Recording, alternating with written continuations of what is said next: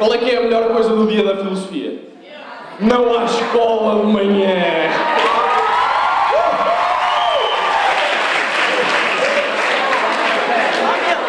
Bora lá. Olha, obrigado. Eu sou o Luís Palha. Eu sou o Luís, sou aluno de filosofia, como o Stanislavo, como o António, como uma data mais deles que estão por aqui, a Carla. E hoje vou ser o vosso apresentador desta manhã. Vamos ter uma manhã boa, não muito pesada, o que é bom. E pronto, é isso. Acho que podemos começar a nossa manhã. E a ideia da nossa manhã é começarmos por ouvir o diretor da nossa faculdade. Nossa faculdade, eu não sei se vocês vieram cá o ano passado, mas esta... Não? Ninguém? O INA veio. Não interessa. De qualquer maneira, esta faculdade, este ano, é uma faculdade diferente. O ano passado, esta faculdade era a Faculdade de Filosofia, este ano é a Faculdade de Filosofia e Ciências Sociais. Por isso, o nosso diretor foi promovido. O ano passado era diretor da Faculdade de Filosofia, este ano é diretor da Faculdade de Filosofia e Ciências Sociais.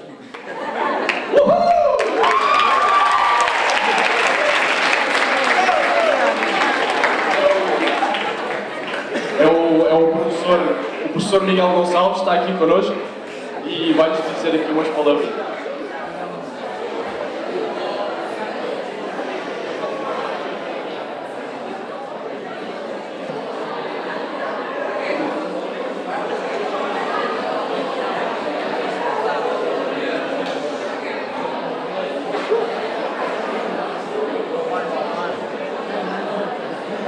Bom dia a todos. Eu apenas estou aqui para vos dirigir duas breves palavras, ou três.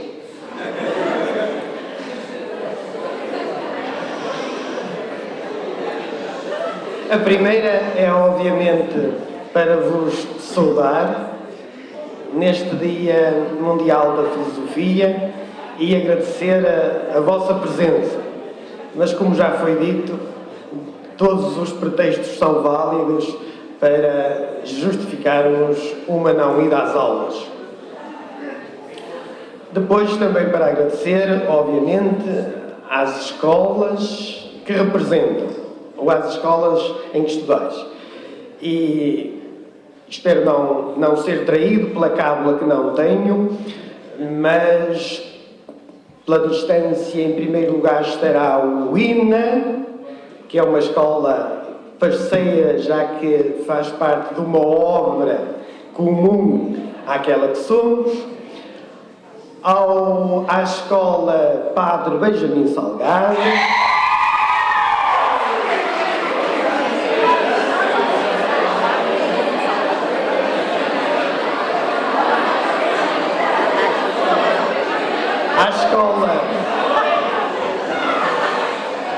À escola de Massiminos, à escola Carlos Rodrigues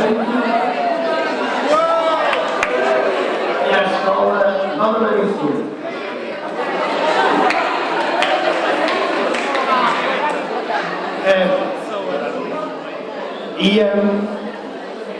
Estão a ver a cábula e a escola Vieira Araújo.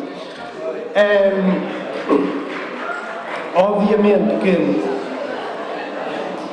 agradeço às direções dessas escolas a colaboração connosco e faço na pessoa dos professores que vos acompanham. E para não ser ingrato com ninguém, permito-me não citar nenhum, até porque há aqui alguns que foram meus colegas de curso e colegas de faculdade e desta forma sou na vossa pessoa todos os outros professores que aqui acompanham os alunos neste dia. Como já foi dito Há um ano estávamos na Faculdade de Filosofia, hoje estamos na Faculdade de Filosofia e Ciências Sociais. Isto nada altera relativamente àquilo que somos. E somos a escola de ensino superior mais antiga da cidade de Braga. Vamos completar 70 anos. E somos uma escola que, para além de se orgulhar de ter entre seus mestres insignes professores, insignes filósofos, somos também uma escola que somos detentores de uma das bibliotecas mais privilegiadas para o ensino da filosofia em Portugal e também somos proprietários de uma revista que é a revista mais prestigiada em Portugal no âmbito da filosofia e é uma das que internacionalmente também o é. E isto são tudo boas razões para visitar esta casa neste dia. E eu já fui jovem como vocês. E eu da vossa idade também estava dividido entre arquitetura e humanidades. E eu escolhi filosofia. E não estava arrependido.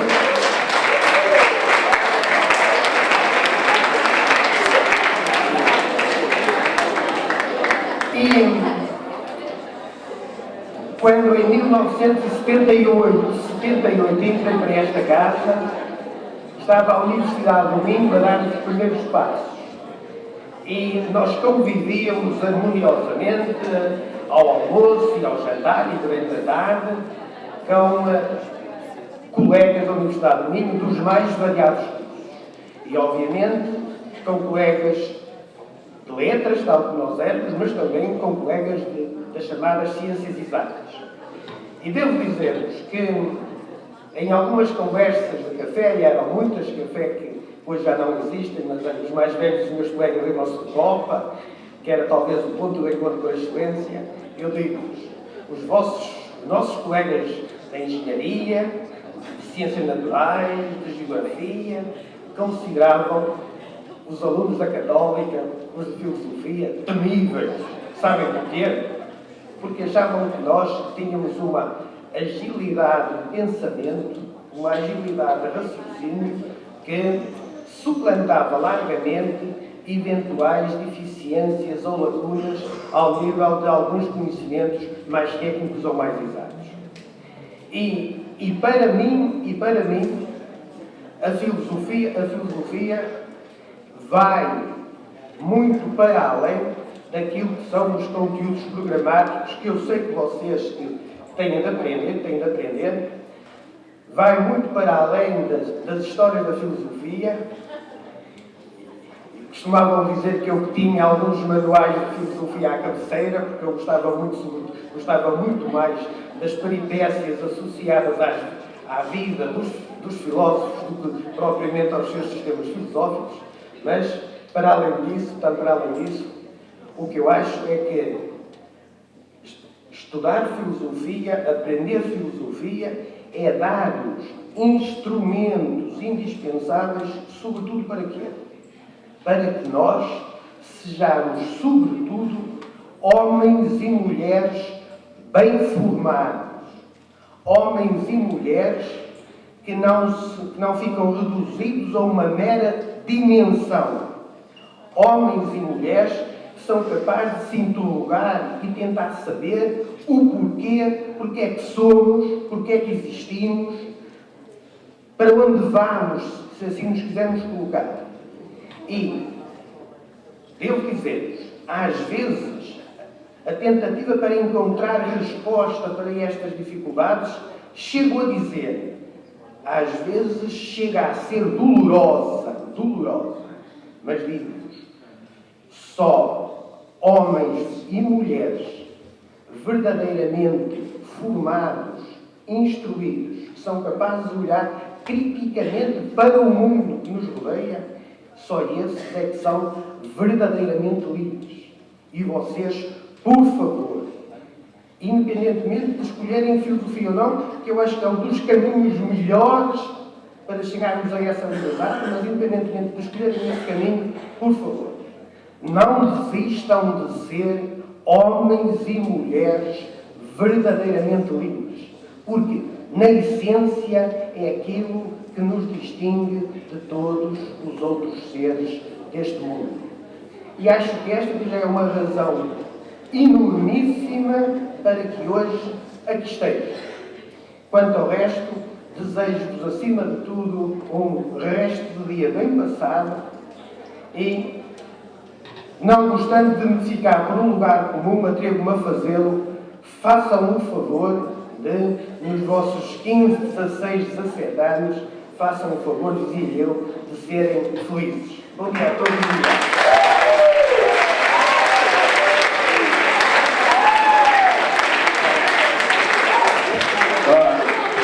Gonçalves, Gonçalves, Gonçalves, Gonçalves.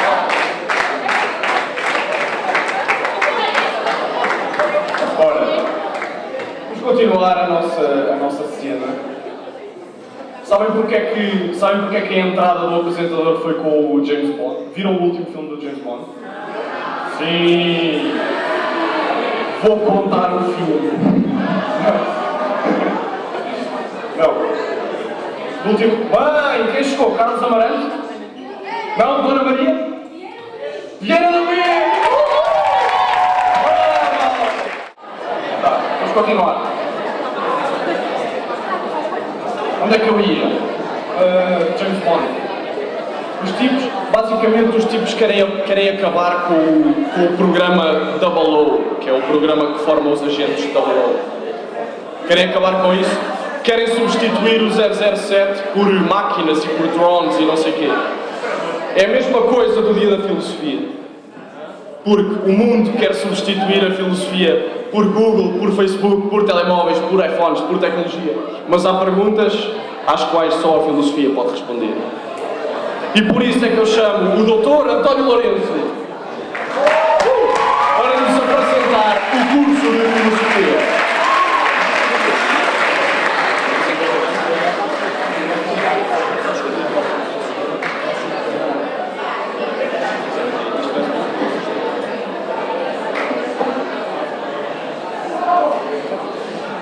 Para bom dia a todos. Antes de saberem que vinham cá, vocês já conheciam, portanto, penso eu, só quem é do INA é que não vive aqui em Braga, não é? De resto são todos aqui de Braga. Muito bem. Já conheciam...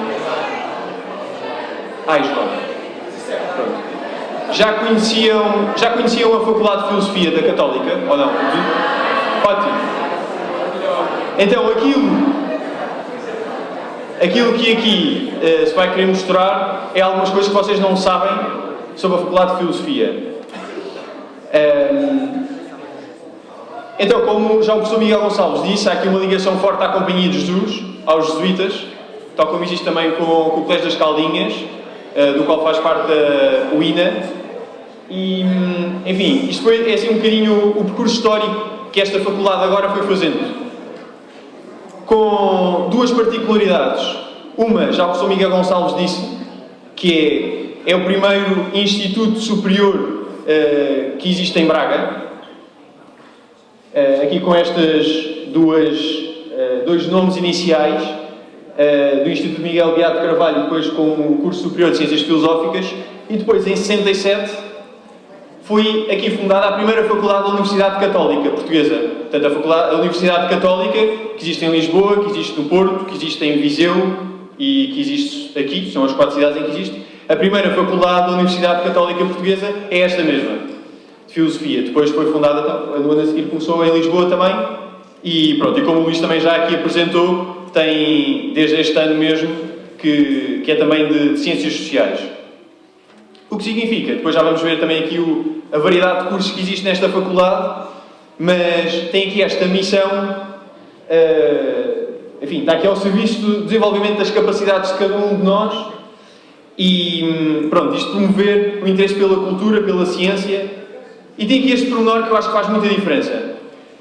Eu acho que, se calhar quando nós estamos todos, vocês estão no secundário, mas às vezes, se fizerem o exercício de pensar no mundo fora da escola, vão vendo e veem isto se pensarem desde o futebol, à música, à política, às empresas, imensas coisas, que, basicamente, gente medíocre não se safa. Independentemente daquilo que, eticamente, cada um acha que deva ser e que deva fazer. Mas que não se safa. Mas isto, de alguma maneira, é isso. Há muita gente a querer fazer o mesmo. Há muitos cães a um osso, como se costuma dizer. E, portanto, é preciso trabalhar pela excelência. E aqui um dos pontos é este. É preparar homens e mulheres que não se contentem com a mediania, com os mínimos, com o básico. E que se comprometam profundamente na descoberta do saber e da verdade. Queiram ir mais longe.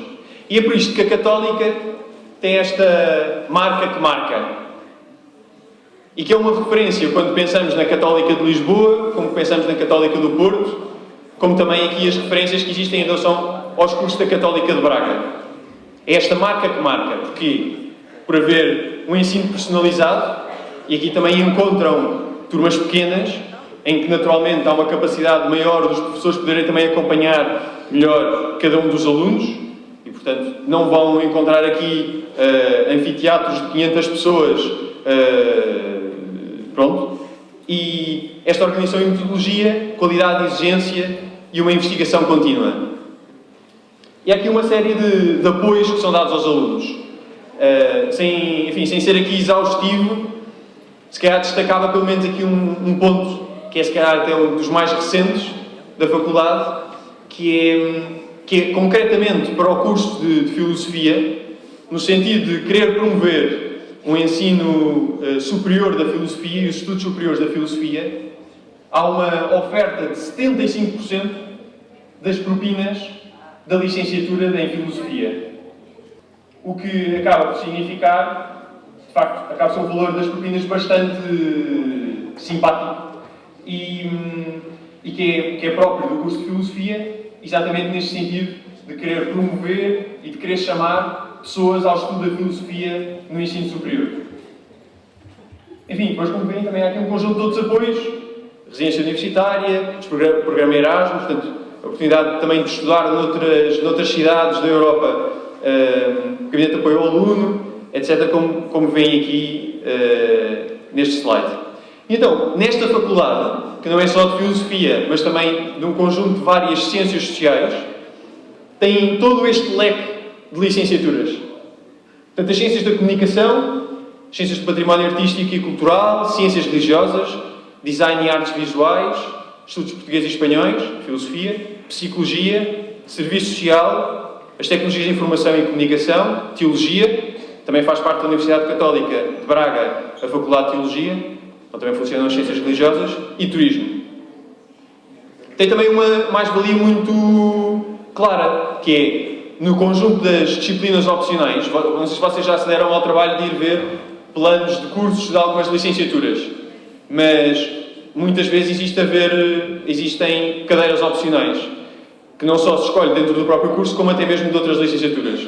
O que permite, portanto vocês estudar Filosofia, por exemplo, nas várias cadeiras opcionais que tenham, escolherem cadeiras também da área das ciências da comunicação, ou de design e artes visuais, ou estudos portugueses e espanhóis, portanto, que estejam aqui dentro deste leque. E, portanto, a filosofia na Católica procura proporcionar este contacto direto com problemas e temas reais.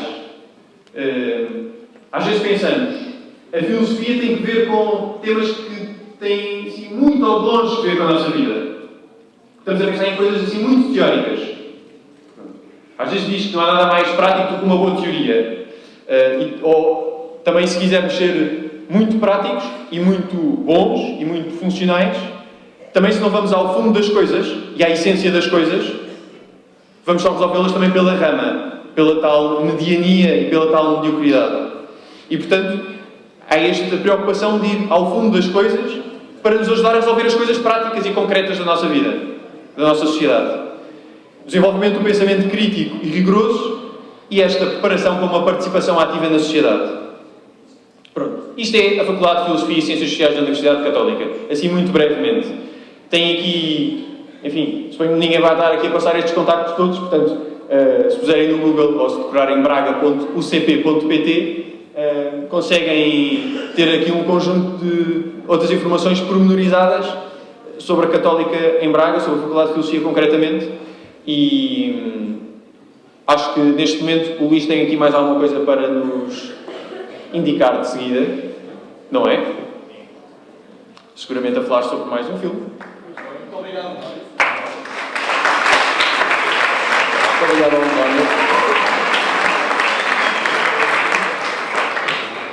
Já deu.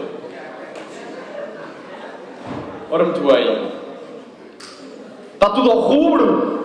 Yeah! Então vamos lá acalmar, que isto é só para divertir moderadamente. Então,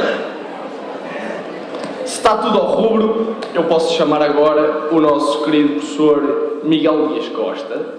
Professor Dr. Miguel Dias Costa foi meu professor em várias cadeiras: Filosofia Social e Política, Hermenêutica, Filosofia Moderna, Religião e Violência.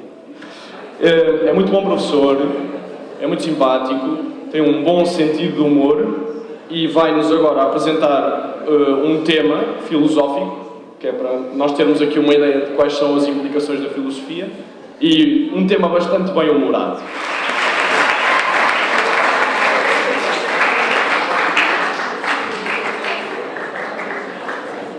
Bom dia a todos, agradeço a vossa presença, agradeço também o convite que me foi feito. Vou falar sobre um tema aparentemente não filosófico. Leimings e Potlatch são sobretudo dois mitos sobre o comportamento, tanto dos animaizinhos conhecidos por Leiming, como de sociedades primitivas, onde se realiza uma cerimónia intitulada Potlatch. Isto é um Leiming. É um animalzinho muito simpático, parecido com um hamster, muito fofinho.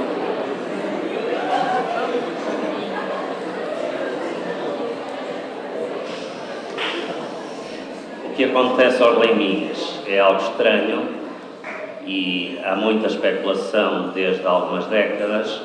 Os leimings têm uma vida pacata, normal, de roedores, mas aproximadamente de 4 em 4 anos têm uma explosão demográfica, multiplicam-se aos milhões, têm muitos filhinhos, de repente invadem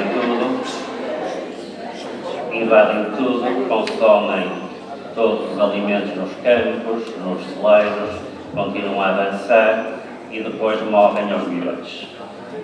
Morrem afogados nos rios, nos lagos, atropelados nas estradas, comidos por raposas, por mochos e corujas.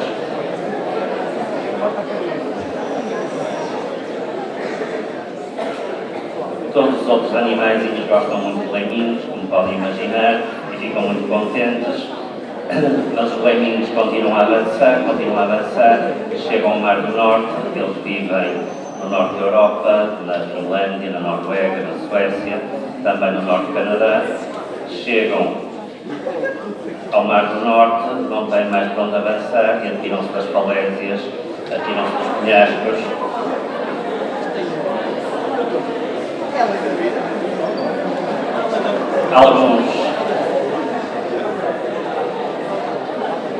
Alguns caem do mar, continuam a nadar e afogam-se no meio do mar.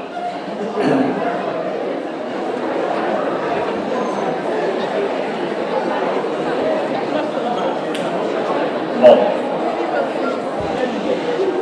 explicações para este tipo de comportamento: parece que é um suicídio em massa, parece que os leiminhos não têm amor à vida.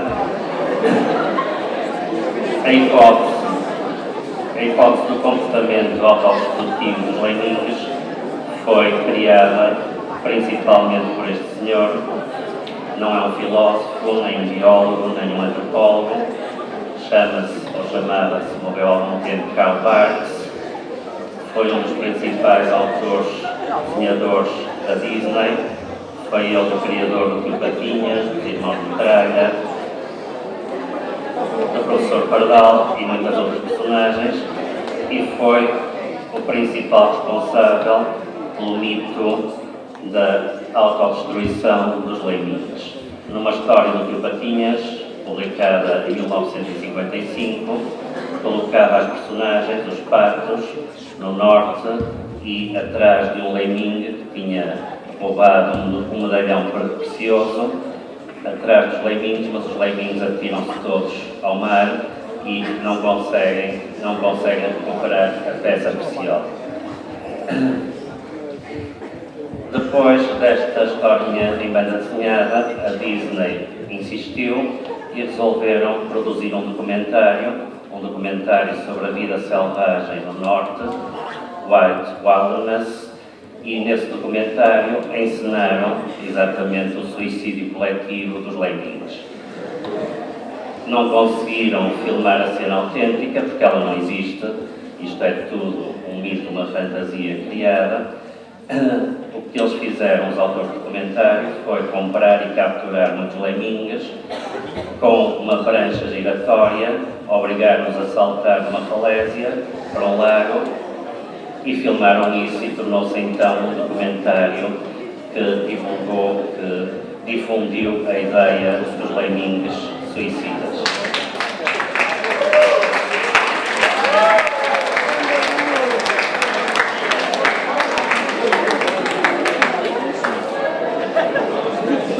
Esta ideia foi aplicada, foi imitada, foi difundida em livros de comportamento animal e de zoologia para a infância e para a juventude.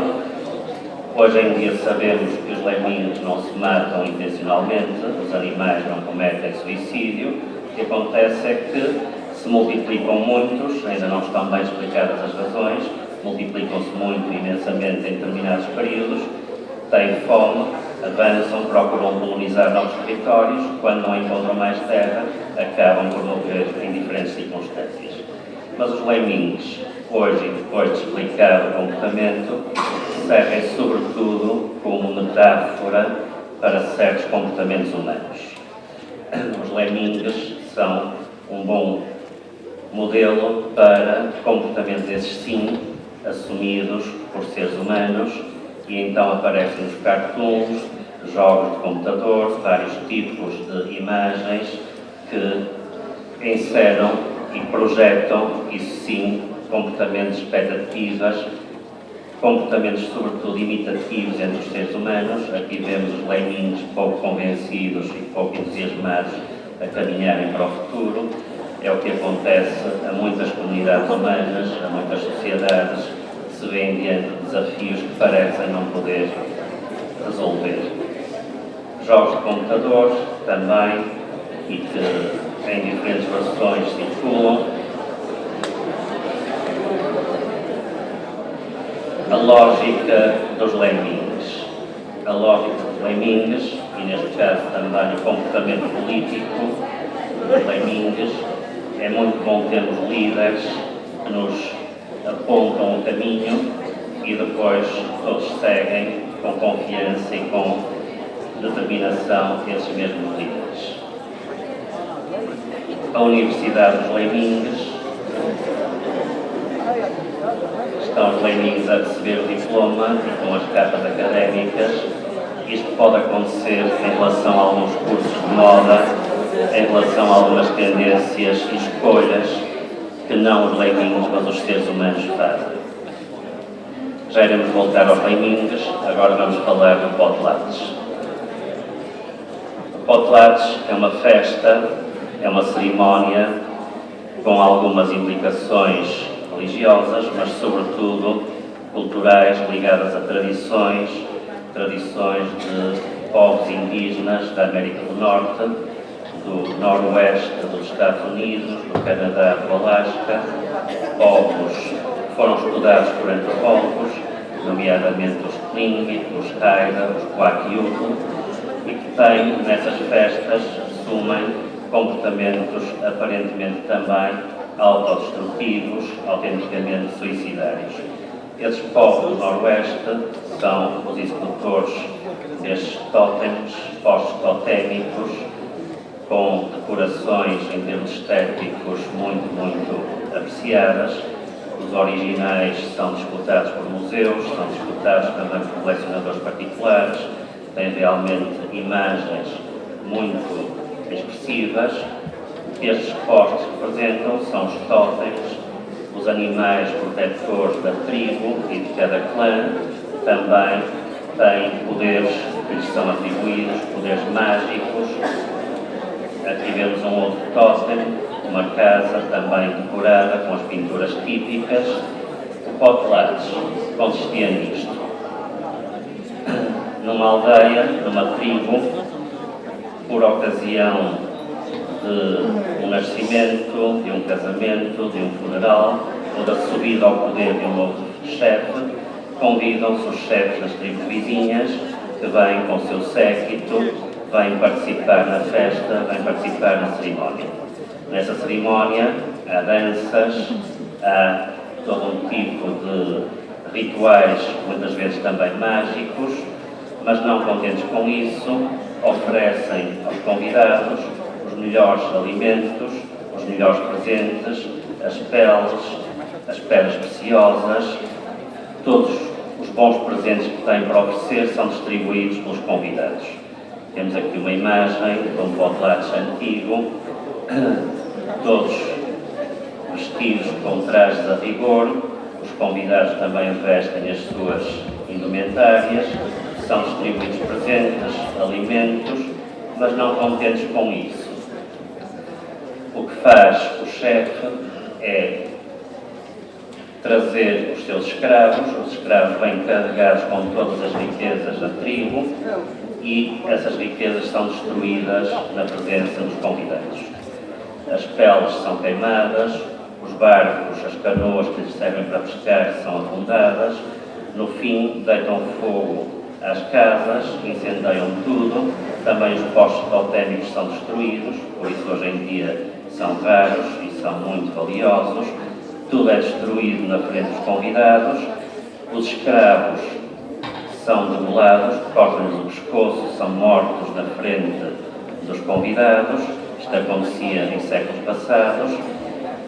Quando os governos dos Estados Unidos e do Canadá se aperceberam deste excesso, deste disparate, desta destruição ostensiva de todos os bens e todas as riquezas, e depois de relatos também de missionários, resolveram proibir os Potlatch. Os Potlatch foram proibidos pelas autoridades, porque depois o que acontecia a seguir um grande Potlatch era isto. O chefe fazia um grande discurso: vejam que grande que eu sou, vejam como eu me desprendo dos meus bens, das minhas riquezas, sintam inveja de mim, que faço este grande Potlatch, agora vejam se oferecem um melhor. Os chefes das tribos vizinhas voltavam às suas aldeias e sentiam-se na obrigação de oferecer um Potlatch ainda mais espetacular. Mais destruição, mais desperdício, mais mortes. Às vezes havia muitas dezenas de pessoas mortas nesses excessos. Os governos aperceberam-se que aquelas pessoas seriam conduzidas e condenadas à miséria, tinham que viver da assistência, da segurança social. Portanto, os Potlatch foram proibidos. Foram proibidos oficialmente, mas continuaram a realizar-se em segredo. Nos finais do século XIX, nas primeiras décadas do século XX, ainda se realizaram Potlatchs espetaculares. Também estes Potlatchs, estas festas, são acompanhadas por mitos. Os índios não se limitariam a praticar sacrifício de escravos, mas sacrificariam, porque se trata realmente de um sacrifício, sacrificariam também outros, nomeadamente estrangeiros capturados, que serviriam para os seus sacrifícios, para o seu derramamento de sangue. Mais uma vez a banda desenhada, e Karl Barks é responsável, em grande medida, por estas visões algo desfocadas do que faziam os índios da América do Norte. Não apenas eles, mas outros povos, estudados por antropólogos, nomeadamente Malinowski, estudou comportamentos semelhantes em muitas tribos selvagens, desde a Papua Nova Guiné até ilhas do Pacífico. Mais um desenho de Karl Barks. Então os tótems serviriam para executar sacrifícios. Isto é falso, não é verdade. Os tótems eram sobretudo o símbolo da identidade de uma tribo, de uma família, de um clã, assim como nós temos aqui também outros símbolos, desde símbolos heráldicos aos símbolos dos clubes de futebol, os leões, as águias, os dragões, têm esse mesmo significado, que apresenta uma coletividade. Mais uma imagem de um potlatch, depois dos excessos e depois de chamar à razão, os próprios chefes das tribos reconheceram que eram excessivos e que eram movidos sobretudo pela competição, pela rivalidade, esses excessos, essas destruições e inclusivamente as mortes, tanto que no fundo não fazia sentido serem tão ostensivas as destruições, acabaram por transformar estas cerimónias em cerimónias da celebração da identidade do grupo, troca de presentes, uma espécie hoje em dia de Natal antecipado, redistribuição das riquezas, quem tenha mais, quem tenha excesso, então oferece àqueles que têm menos, é no fundo algo que se torna aceitável, que se torna compreensível e até mesmo aprovado pelas autoridades. Explicações dos antropólogos sobre os excessos. Para os antropólogos positivistas, os selvagens faziam estas coisas porque eram atrasados, primitivos, infantis. Era preciso civilizá-los, convertê-los à cultura ocidental, fazer com que aprendessem a apreciar os bens, as riquezas, o consumo. Ora, esta visão é uma visão também deslocada. Um filósofo chamado Wittgenstein, num dos seus textos famosos, escreveu: é impossível que os selvagens façam isto por pura imbecilidade. Eles não são imbecis, não são estúpidos. O que se faz em qualquer cultura, em qualquer comunidade, tem uma função, realiza um papel social, a criação e o reforço de laços entre os membros da cultura. Finalmente, depois dos excessos, hoje em dia então temos potlatches simpáticos, potlatches onde são recebidas também pessoas de fora, que aprendem também a partilhar, a distribuir, a dar e a receber, tudo isto segundo determinadas regras, fortalece a identidade do grupo e também as relações, os laços com outras comunidades, com outros grupos, com outras culturas. A principal função, então, positiva, será estabelecer laços, estabelecer ligações, estabelecer intercâmbio, tanto de bens como de informações, como de aprendizagens culturais. O potlatch de destruição inútil e de excesso, incluindo sacrifícios humanos, é hoje prova que as tradições podem evoluir, que a identidade dos grupos pode permanecer, mas que há também que fazer evoluir certas tradições. Não é por ser tradição que uma tradição deve ser absolutamente respeitada e repetida acriticamente. Há tradições que são criminosas, há tradições que são estúpidas, é preciso criticá-las, é preciso pensar também sobre isso. Voltamos aos Leimingues, mais algumas imagens de comportamento imitativo. Temos aqui a avaliação dos Leimingues. Os Leimingues fazem aquilo que fazem e temos lá embaixo no júri uma troika a dar notas sobre as mortes mais artísticas e espetaculares dos Leimingues. Alguns Leimingues não seguem imediatamente nem copiam completamente o comportamento dos outros. Haverá alguns que são mais espertos, que não aderem completamente à imitação, à repetição, à crítica. E então temos aqui um que acorre a um paraquedas, aqui um Leimingue mais esperto, que vai prevenido para entrar no mar, a ideia é que nem todos têm que fazer nem seguir o que os outros fazem, só porque é feito pela maioria. Finalmente, um leiminho filósofo que se pergunta: e se tudo isto de saltar das falésias não fosse senão um mito? A pergunta se é verdade que há determinados comportamentos que parecem obrigatórios, nem todos temos que os seguir, temos que interrogar-nos porque é que determinados comportamentos existem, porque é que determinados comportamentos sempre ou aparentemente sempre existiram, mas não somos obrigados a fazer as mesmas coisas para sempre. E com isto então termino. Muito obrigado.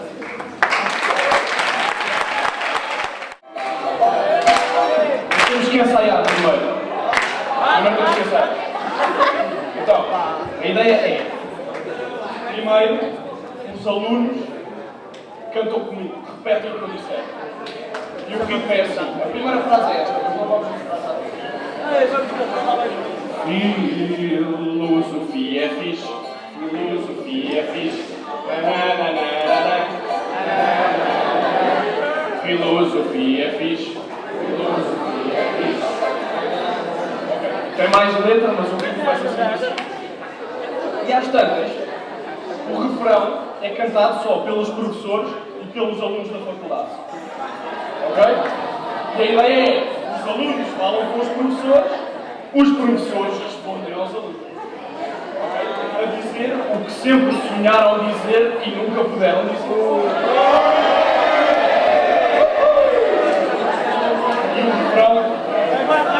E o refrão que os professores e os alunos de filosofia vão cantar é assim. Não vou dizer a letra vai aparecer. É assim. Na na na na na na na na na. Conseguem? Na na na na na na. Boa. Acho que estamos prontos para começar. Bora lá. Filosofia é fixe. Filosofia é fixe. Só não sei para quê. Só não sei para quê. Estão sempre a discutir. Estão sempre a discutir. Coisas que ninguém vê. Coisas que ninguém vê.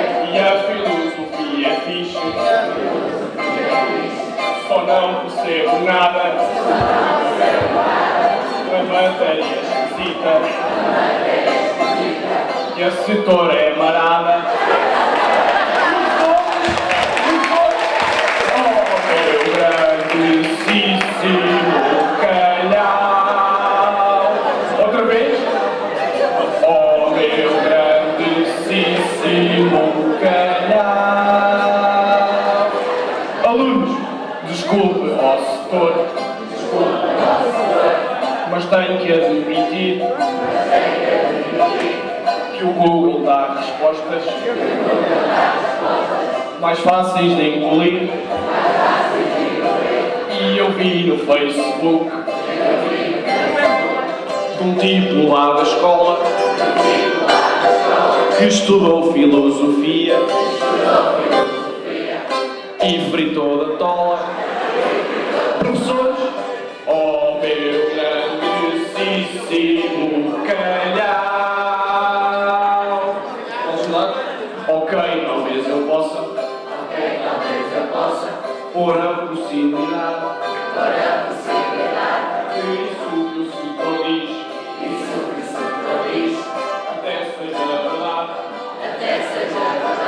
Eu já vi que é importante.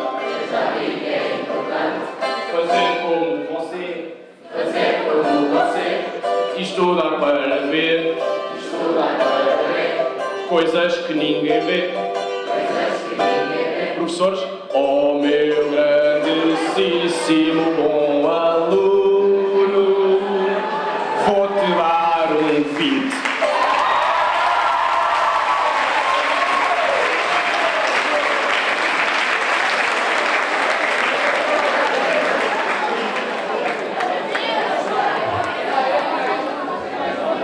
Muito obrigado. E agora entramos num momento pôr isto, não é?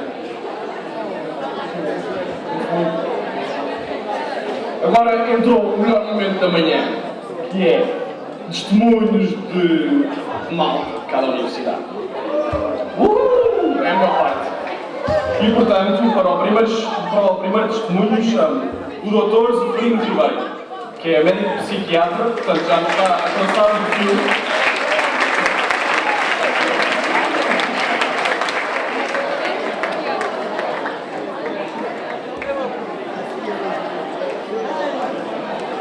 Ora, bom dia a todos. Depois desta intervenção do Luís, eu vou fazer figura de bolo, de certeza.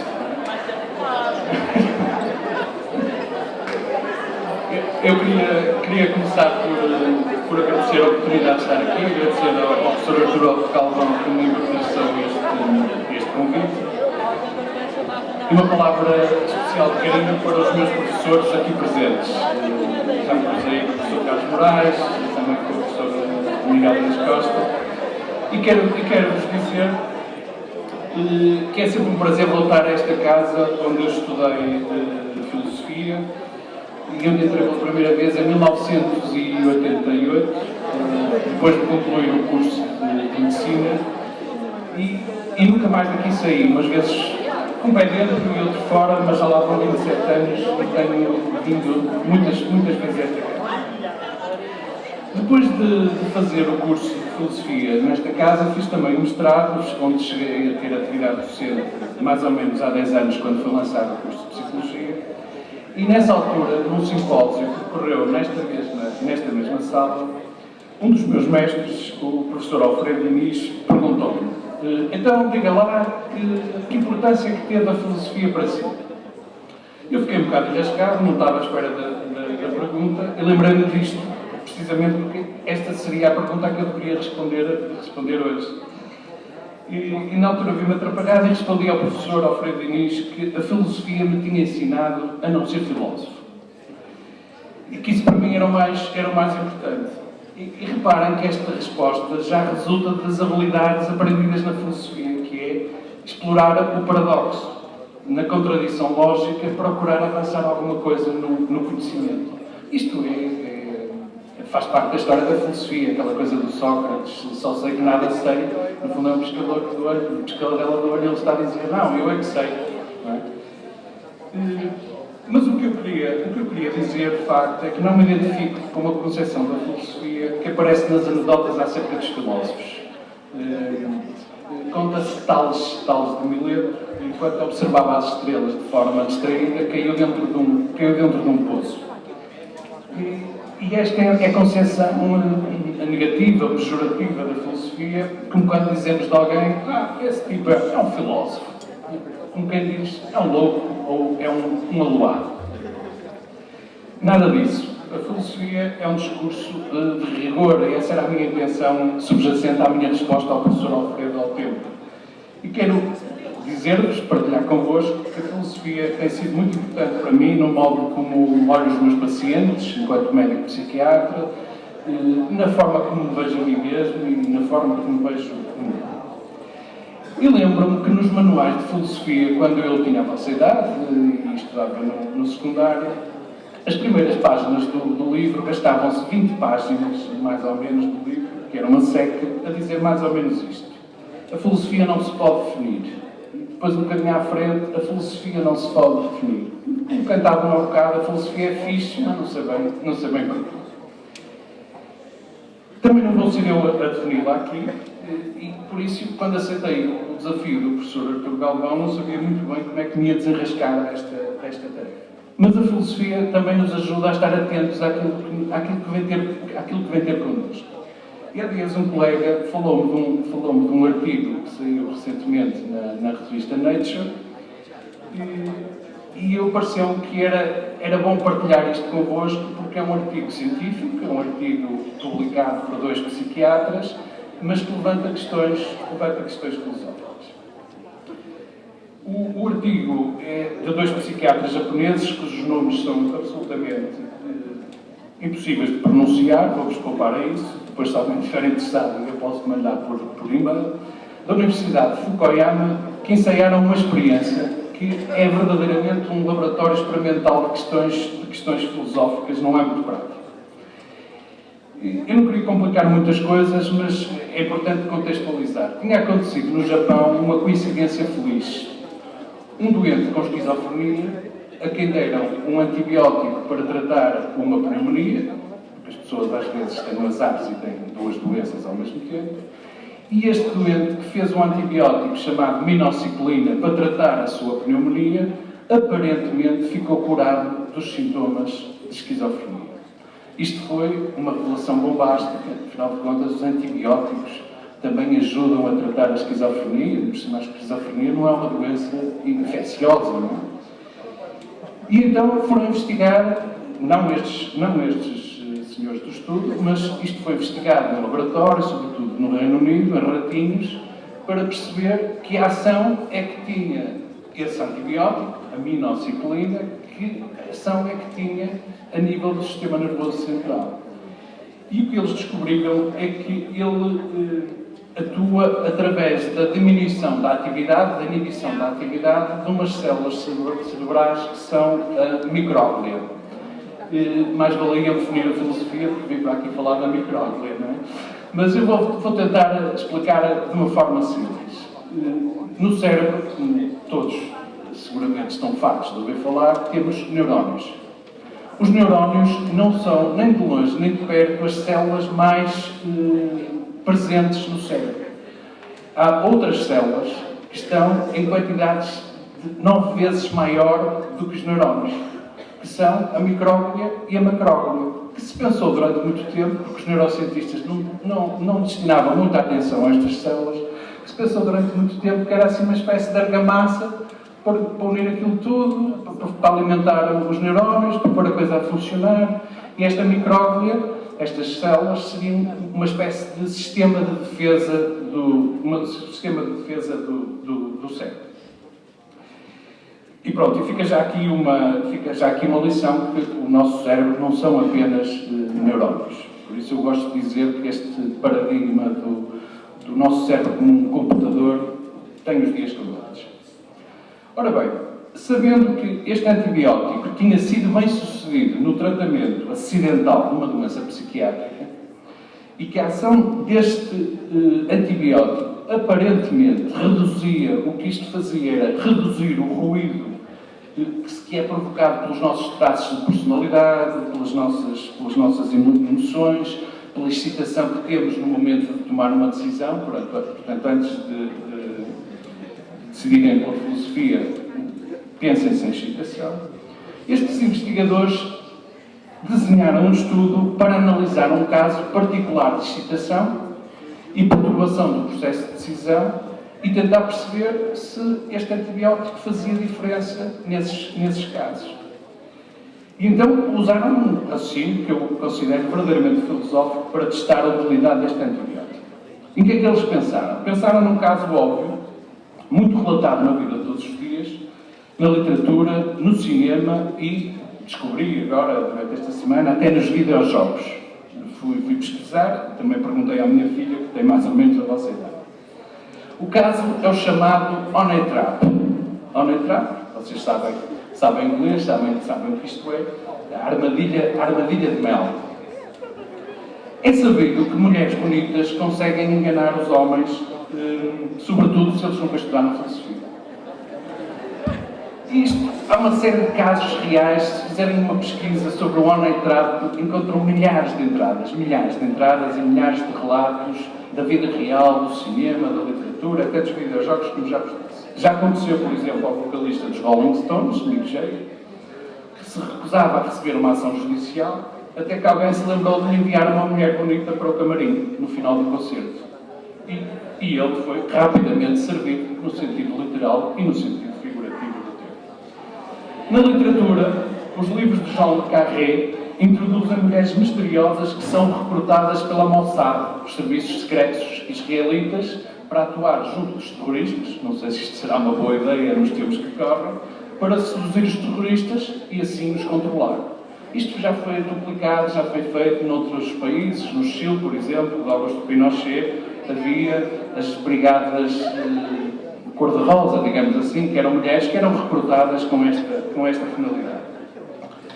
No cinema é frequente vermos esta armadilha também nos filmes do 007.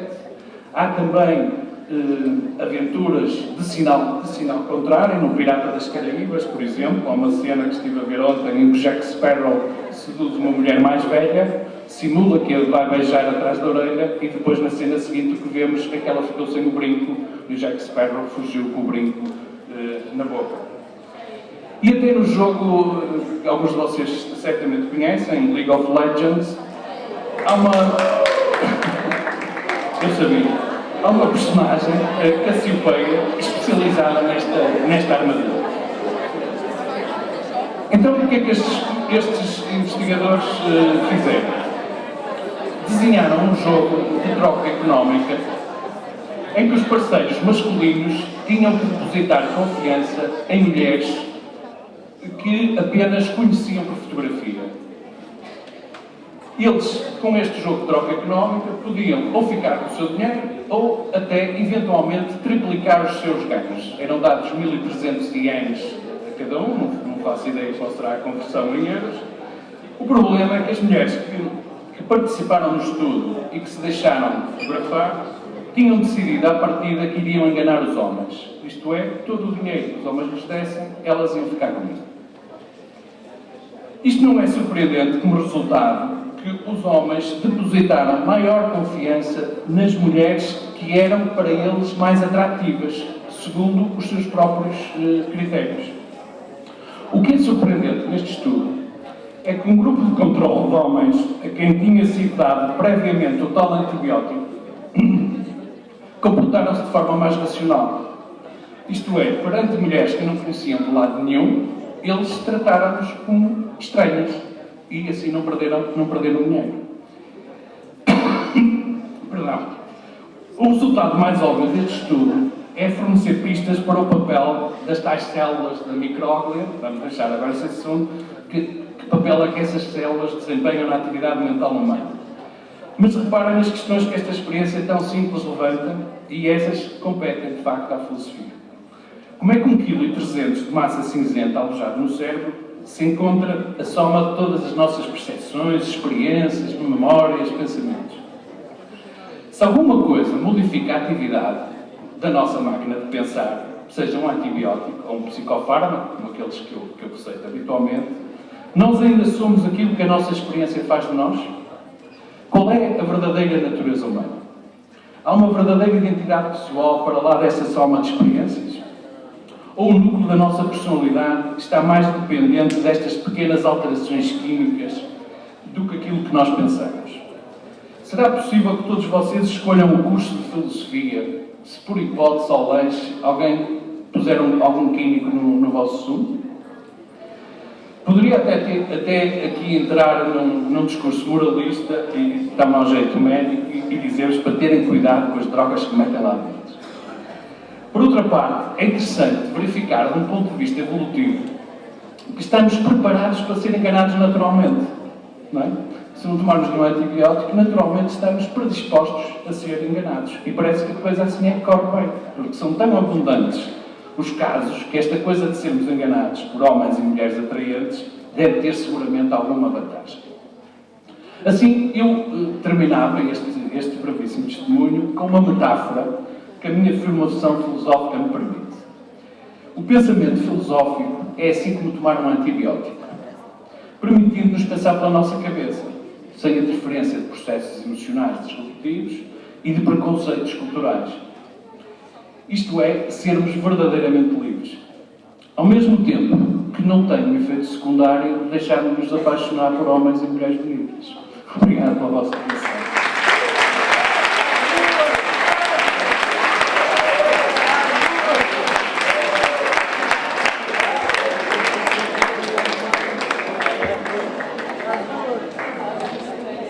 Por falar em mulheres bonitas, quero chamar aqui o próximo testemunho, que é a Carla Eva, aluna do primeiro ano de Filosofia, e espetacular, e que vai dar o próximo testemunho. Força! Viva a Carla Eva! Portanto, eu vou começar por me dirigir às pessoas que estão presentes. Penso que a pessoa que eu iria começar por me dirigir já não está presente, no entanto eu vou mencioná-la na mesma. Excelentíssimo Sr. Diretor da Faculdade de Filosofia e Ciências Sociais do Centro Regional de Braga da Universidade Católica Portuguesa, professor Dr. Miguel Gonçalves. Excelentíssimo Sr. Coordenador do curso de Filosofia desta mesma faculdade, Sr. Professor Dr. Carlos Moraes. Excelentíssimos Senhores Docentes de Filosofia da Faculdade de Filosofia de Braga. Excelentíssimos Senhores Docentes do Ensino Secundário das Escolas Secundárias Novas de Santo Tirso, da Escola Secundária de Massiminos, da Escola Secundária para Benjamin Salgado,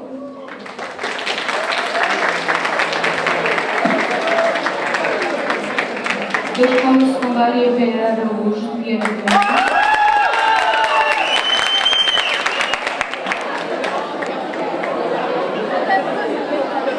da Escola Secundária Carlos Amarante de Braga e da Escola Secundária Dona Maria II, também de Braga. Caros colegas do curso de Filosofia desta faculdade e caros jovens do ensino secundário. Porque, tal como dizem as Escrituras Sagradas, os últimos serão sempre os primeiros, é essencialmente a vós, jovens do ensino secundário aqui presentes, que me dirijo neste Dia Mundial da Filosofia como aluna do primeiro ano da licenciatura em Filosofia desta faculdade. O tempo que me é dado para intervir é limitado, o que não me permitirá alongar-me, portanto, e dizer tudo o que haveria para dizer ou que eu teria muito gosto que aqui não deixasse de ser dito. Tenho, portanto, que me restringir ao essencial. E o essencial é, depois, partilhar convosco, vós que estáis a caminho da tomada de decisão do caminho da vossa vida, a minha experiência dessa mesma tomada de decisão que até aqui, a este palco, me trouxe na condição de aluna do primeiro ano de Filosofia desta instituição do ensino superior. Foi exatamente há 23 anos que eu terminei o meu ensino secundário. 23. Exatamente no ano de 1992. E foi igualmente nesse mesmo ano de 1992 que eu entrei para a universidade. Um dos grandes dramas para a maioria dos alunos que terminam o 12º ano e pretendem continuar o seu percurso académico é, como todos nós sabemos, não terem classificações que lhes permitam ingressar no curso que pretendem ou que sonham. Não foi o meu caso. Posso dizer-vos que eu concluí o ensino secundário com média de 18 valores, teria tido a possibilidade de entrar no curso se quisesse, fosse ele qual fosse. E entrei, efetivamente. Não naquilo que sonhava que viesse a ser a minha vida, que as limitações impostas por quem ao tempo tinha a autoridade, tinha não a autoridade, mas antes o autoritarismo da decisão da nossa própria vida, assim o permitiram, ou não o permitiram, melhor dizendo. Mas num curso que toscamente argumentado se considerava mais viável. Entrei na Universidade de Coimbra em Geografia. Imagine-se. Mas a grafia dessa minha vocação foi um erro crasso. Ninguém pode fugir ou deixar-se manipular para se fazer fugir da sua própria natureza. A minha natureza, ou seja, o meu forte, como se costuma dizer, era a filosofia, toda a gente sabia. E era a língua portuguesa, todos podiam constatar. O pensamento e a palavra, num bailado em uníssono, faziam a minha essência, e essa linguagem que era o bailado dava-me asas e permitia-me voar, permitia-me ser livre e, com essa condição, criar mundos, criar o meu mundo e criar outros mundos para outras pessoas ao meu redor. mas o meu sonho ficou-se pelo caminho.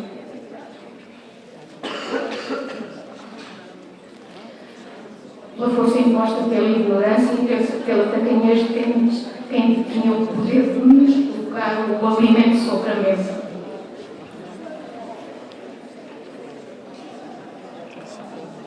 Deram comida para o corpo, mas cortaram as asas para poder voar.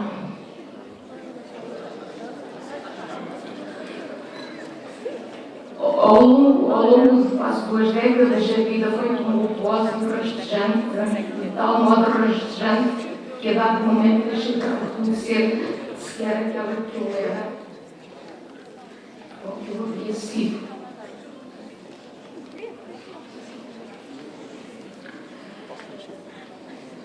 Quando a dado momento a vida mais requereu de mim, num verdadeiro voo de águia, quando me senti obrigada, moral e intelectualmente, a corresponder à necessidade grandiosa que é de formar com verdadeiros valores intelectuais e, por conseguinte, verdadeiros valores cívicos, um ser íntegro, como é a formação de um filho, vi que não me era permitido, pelas minhas próprias limitações, voar senão igual a uma galinha.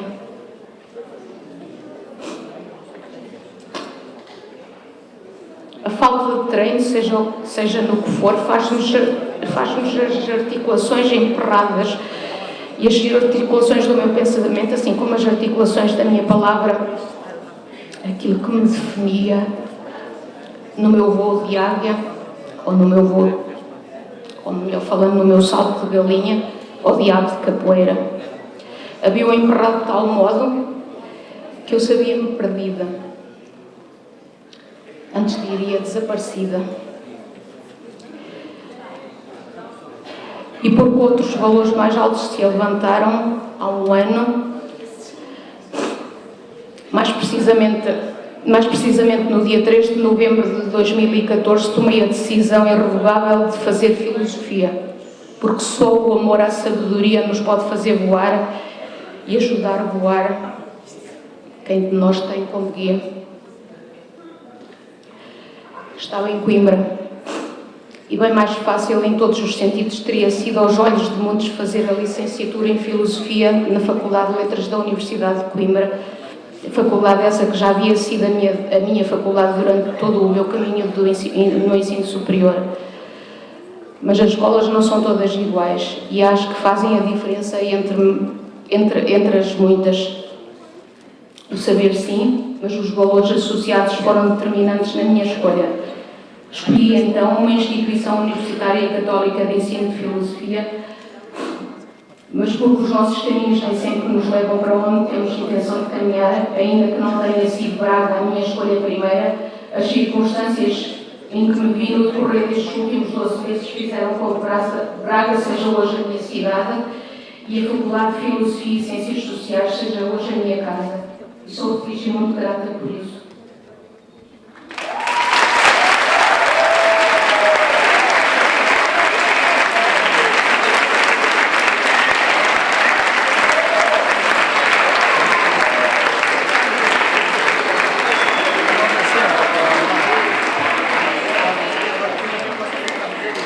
Apraz-me dizer-vos, caros jovens, que o único caminho para ser feliz não é ter, é antes ser. Como já tive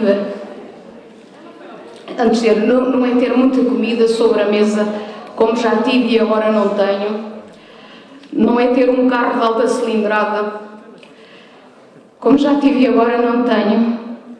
Não é ter uma casa com todo o recheio imaginável, como o objetivo de todo o conforto, que já tive e agora não tenho. Não é chegar ao verão e ter umas férias chamadas de sonho, como já tive e agora não tenho.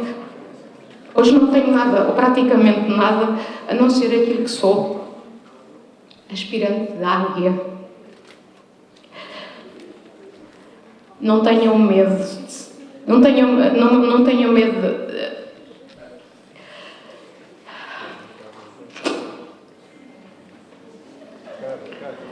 Não tenham medo de sentir o verdadeiro amor pela sabedoria, porque só ela nos faz voar bem alto. Só ela fará de nós pessoas melhores para um mundo melhor. Permitam-me, pois, em conclusão, que vos diga que estou aqui agora pelo amor que tenho à sabedoria e pelo amor que tenho aos 2 filhos amados do meu coração. Porque só sendo aquilo que me proponho ser, posso vir a ser aquilo que eles esperarão de mim.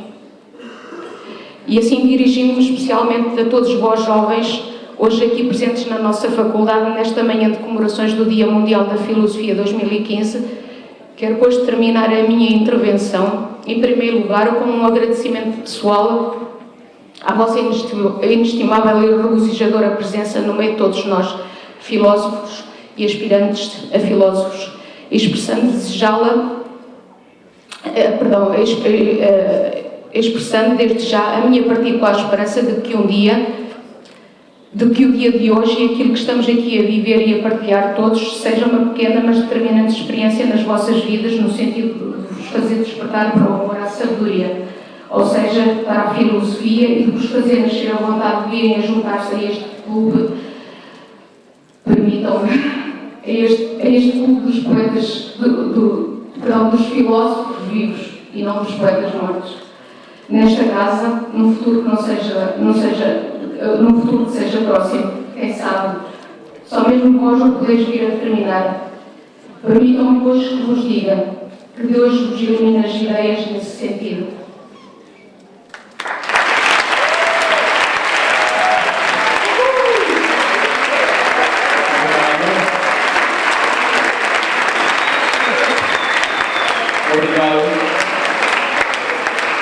Obrigado, Carla, por este testemunho tão apaixonado.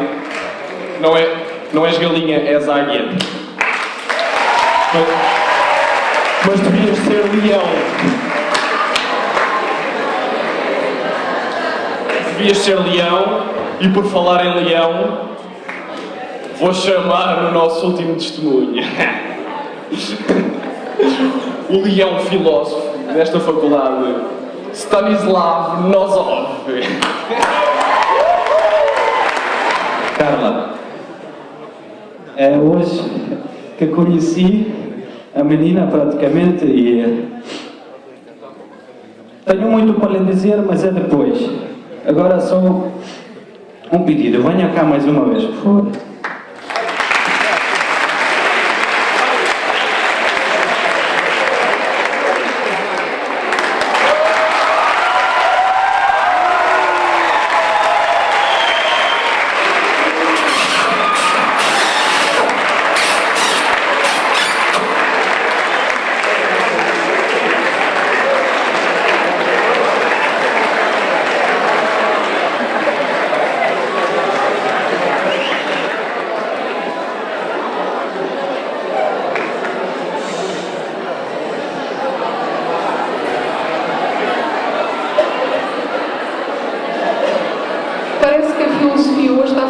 Chorar muita gente. A sério, desculpa, mas às vezes é só isso que falta.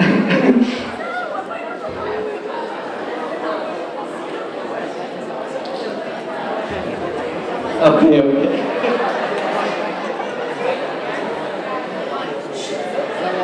Energia Zen.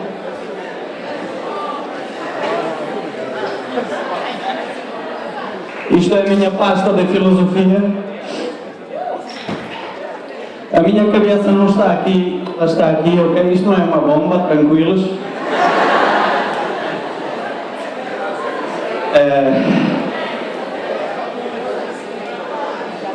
Pois, nem cumprimentei. Antes de mais, pessoal. Como é que é? Está-se bem? Então, espera aí. Antes de mais,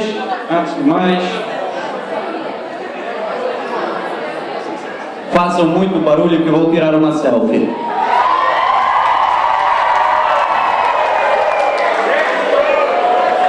Mais barulho.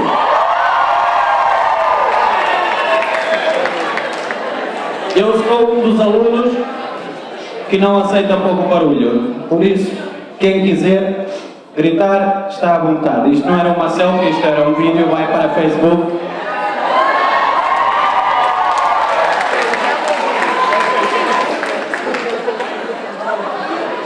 A filosofia somos nós. Até porque pensar não nos foi suspenso. Toda a gente pensa. E para não ir muito longe, por exemplo, aquelas frases do Facebook que, como é de atribuir melhor o termo, que batem bué. Quando vocês trocam a foto de perfil e colocam ali a frase inspiradora, seja lá o que for, isto é a filosofia. Porque a filosofia somos nós. A filosofia é a forma como nós manifestamos a nós mesmos. Por exemplo, um exemplo muito vivo. Eu tenho um amigo chamado Lúger Santo, pode ser que alguém conhece. Ele é de Santo Tomé e ele costuma cumprimentar-me de uma forma muito especial. Até vou exemplificar. O meu assistente Luís vai ajudar. Ele vem assim todo tranquilo. Como é que é, bro? Bem, praticamente isso. A minha primeira pergunta para ele foi: bro, tu bates mal da testa? Cumprimentas-me assim ao meio da rua, toda a gente a olhar. E ele perguntou: mas eu te ofendi com alguma coisa? Eu disse: não. Então isto é a minha filosofia. Eu quero que tu passas o resto do dia contente. E realmente tem resultado, porque eu depois ao longo do dia começo-me a recordar do caso e a rir sozinho, e novamente a gente fica a olhar, eu percebo que a coisa tem funcionado. Ou seja, é a forma como ele se apresenta. Esta é a filosofia dele. Ele comunica-me assim. Comunica-me assim. Comunica-me. Espera aí. A filosofia também é a linguagem. A linguagem permite que nós compreendemos uns aos outros. Mas compreendemos uns aos outros em sentido de nós sentirmos todos uma família. De estarmos todos numa mesma casa e sermos comida do mesmo prato. Eu quando cheguei aqui não vos comecei a cumprimentar de uma forma muito oficial. Não, eu cheguei aqui e disse: "Yo, como é que é, pessoal? Está-se bem?" Ok? Porquê? Porque isto permite que nós compreendermos um ao outro de uma forma ótima, de uma forma familiar. E isto é a filosofia. A filosofia também permite defender aquilo que nós somos. Vou-lhes contar uma outra experiência muito engraçada que aconteceu aqui comigo na faculdade. Não, espera aí. Em relação à linguagem. Porque vocês podiam dizer que eu, digamos, esse dread foi aprender um par de palavras caras que são das nossas e anda aqui a enganar-nos. Não. Eu vou provar que não ando a enganar ninguém. Vou pedir ao meu assistente Luís Palha ler aqui uma coisa. É que eu tenho títulos nesta universidade.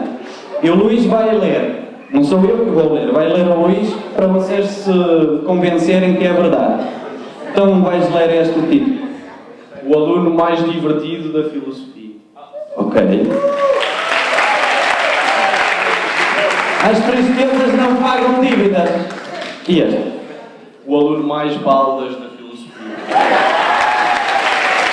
Então, já sou mais familiar. Vocês podem ver que eu sou um de vocês. Espera aí.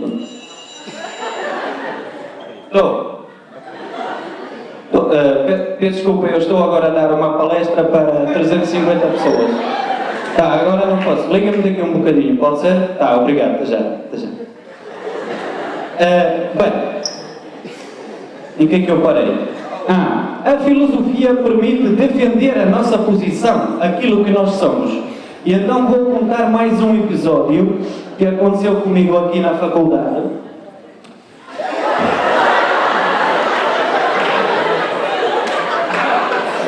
Senhor diretor, faça a favor de substituir as mesas.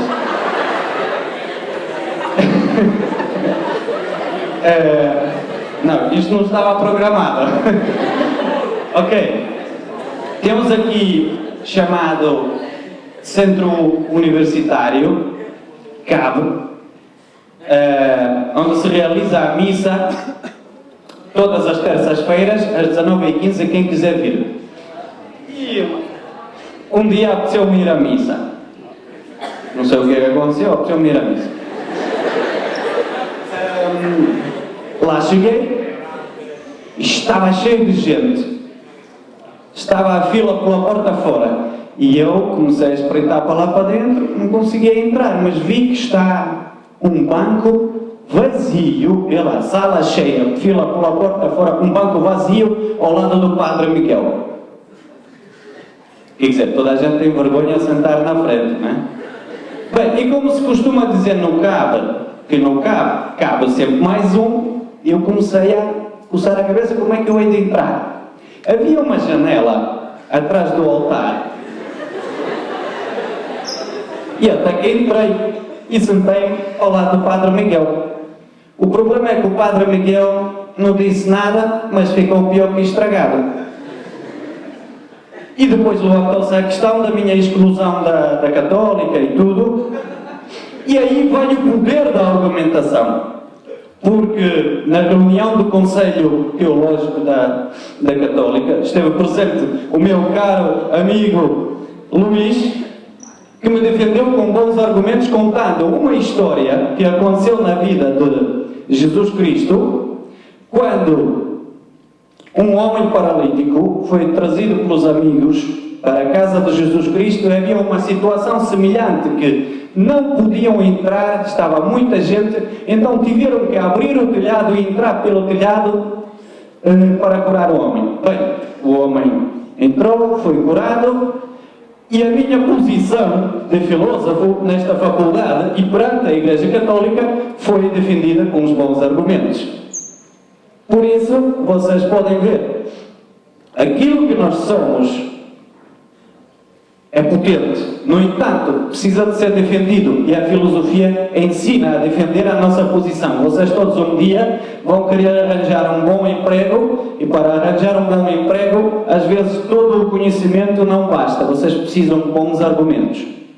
Vocês podiam agora dizer, a filosofia é só treta, são conversas do alto do cume, mas não é bem assim. A filosofia contribui para a economia do país. Sabiam? Então vou dar o exemplo. Por exemplo, uma pessoa formada em ciências exatas do género matemática, quando vai a um café, faz sempre as contas. Vai tomar um café ou no máximo uma cerveja. Quando dois filósofos, digamos assim, se reúnem para uma conversa de excelência, que é o meu caso e do meu amigo Henrique, que já é formado em filosofia, começa o jantar, lá vão bons pratos, não sei quantas garrafas de vinho. Ao fim do jantar, a conta é nunca menos, mas nunca menos de 40 euros. Então digam-me lá que a filosofia não contribui para a economia do país.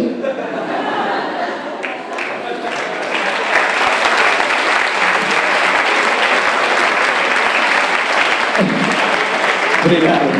É por isso é que o professor Dias Costa chama as conversas filosóficas as reuniões de excelência.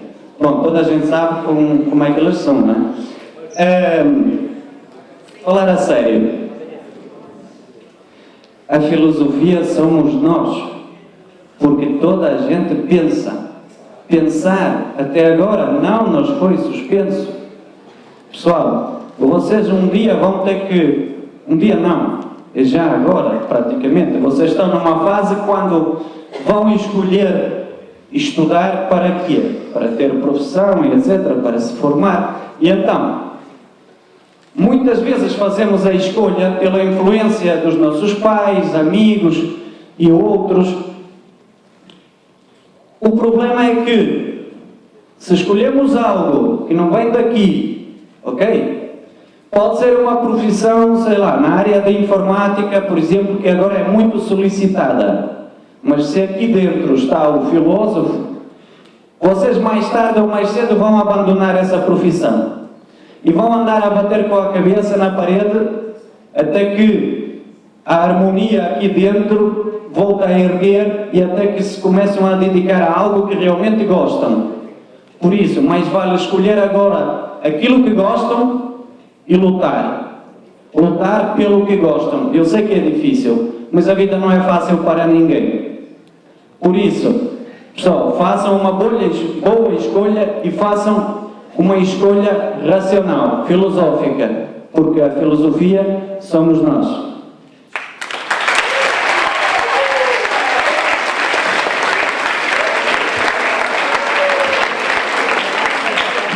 E eu não choro. Muito bem, obrigado, Stassi. Bom, como qualquer bom contador de histórias, na história da janela o Stassi exagerou um bocadinho. Nunca teve em causa a tua permanência na faculdade, o teu lugar na Igreja Católica. Mas é uma boa história, é uma boa história.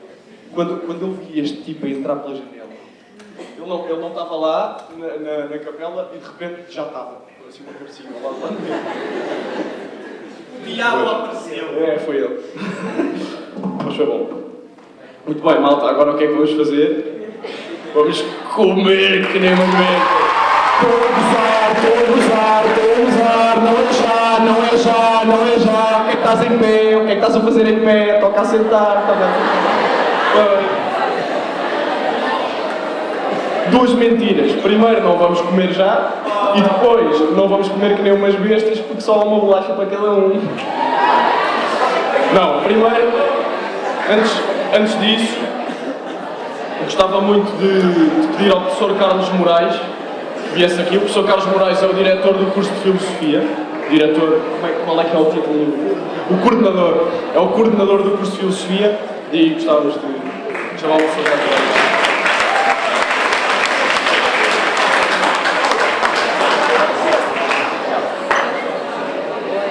Começada, não é? Começada não irmos já para o lanche. Mas dos 5 minutos que me estão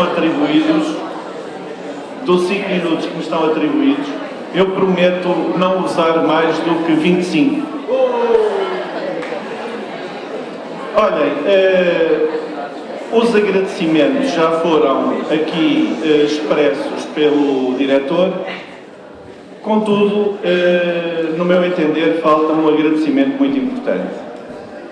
E permitam-me, no contexto deste agradecimento, fazer uma pequena gracinha para dizer que o coordenador, como eventualmente já terão captado, o coordenador desta jornada é o professor Dr. Artur Galvão, que fez um esforço notável por, enfim, organizar este dia, o Dia Mundial da Filosofia, que aqui estamos a comemorar, juntamente com a equipa que trabalhou com ele.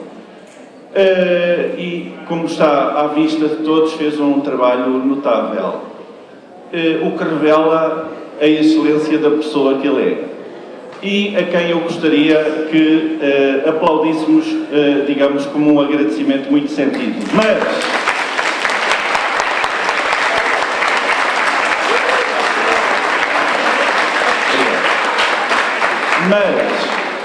permitam-me então a gracinha.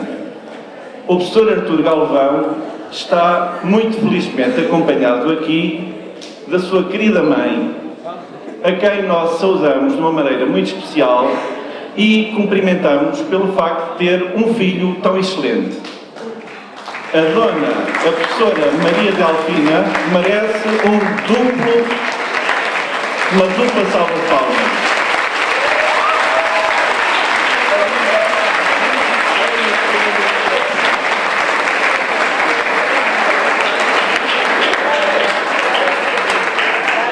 Bom, então, para utilizar os tais 25 minutos, eu gostaria apenas de dizer muito sinteticamente que me parece que já todos nós captamos a atmosfera que aqui se vive.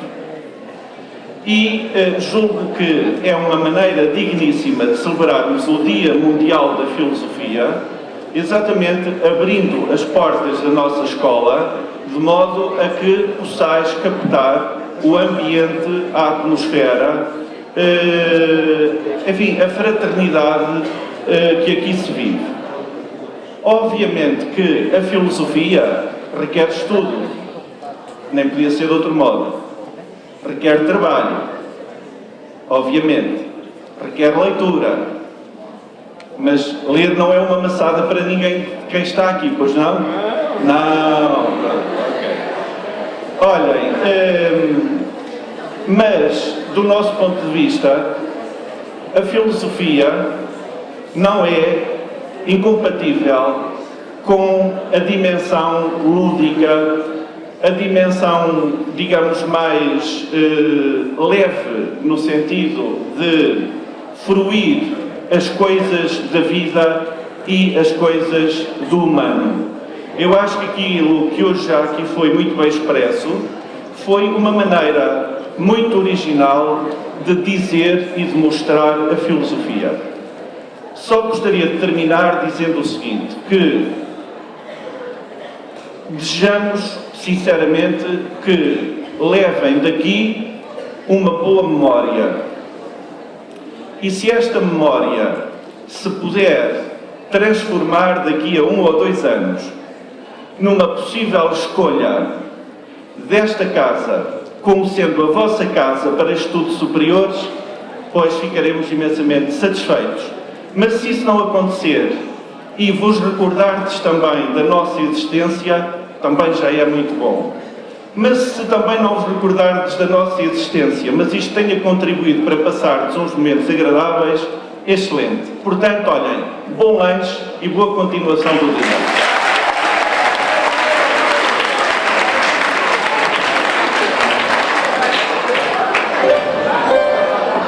Mãe querida, mãe querida.